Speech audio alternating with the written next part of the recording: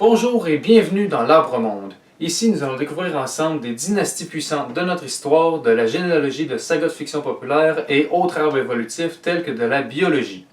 Aujourd'hui, on continue avec les dynasties du Royaume de France avec celle qui a détrôné les Mérovingiens, la dynastie carolingienne.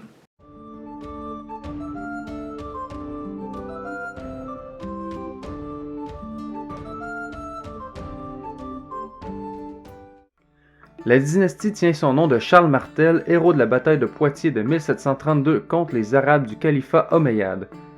Si vous vous souvenez, je vous avais dit que Charles Martel était maire du palais durant la période des rois fainéants.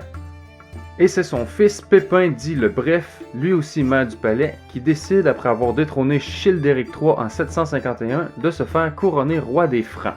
À sa mort en 768, son royaume est partagé entre ses deux fils Charles et Carloman. Le premier fera tuer le second pour régner seul et fera plusieurs conquêtes à l'est et au sud, dont l'Italie lombarde, dans laquelle il créera un domaine pour le pape, les États pontificaux. Charles, que l'on connaît sous le nom de Charlemagne, tiré de son surnom le Grand, Carolus Magnus en latin, est couronné empereur des Romains le 25 décembre 800, fondant ainsi l'Empire carolingien. Charlemagne est succédé par son seul fils qui lui survit, Louis. Il règne sur l'Empire jusqu'à sa mort en 840, alors que ses trois fils, Lothaire, Louis et Charles, lui avaient fait la guerre pendant des années. Ceux-ci se partagent l'Empire, Lothaire étant couronné empereur et devenant roi de Francie médiane, au centre. Louis II, dit le Germanique, obtient la Francie orientale et Charles II, dit le Chauve, obtient la Francie occidentale, la future France. Après la mort de Louis II le Bègue, fils de Charles II, les frères Louis III et Carloman II co-règnent sur la Francie occidentale. Après leur mort respective, leur cousin Charles III, dit le Gros, à ce moment empereur d'Occident, est couronné roi de Francie occidentale, mais est démis de ses fonctions en 887. C'est Eudes de la dynastie des Robertiens qui est choisi comme roi. Il sera succédé par Charles III, le Simple, Benjamin des frères Louis et Carloman.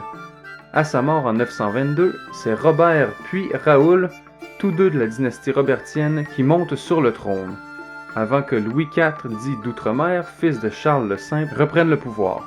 Louis IV est succédé par son fils Lothaire de 954 à 986, puis par son petit-fils Louis V, dit le Fainéant, de 986 à 987, avant de définitivement perdre le trône pour la dynastie carolingienne et remettre la couronne sur la tête d'un Robertien, et ce définitivement.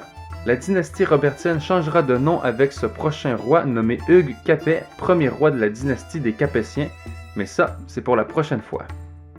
Merci d'avoir regardé jusqu'au bout. J'espère que le concept vous plaît toujours. N'hésitez pas à me le dire dans les commentaires. J'aime toujours ça interagir avec vous. Si cette série vous plaît, abonnez-vous, likez, partagez. Ça m'aide, ça m'encourage à toujours en faire plus. Sur ce, je vous donne rendez-vous dans 10 jours.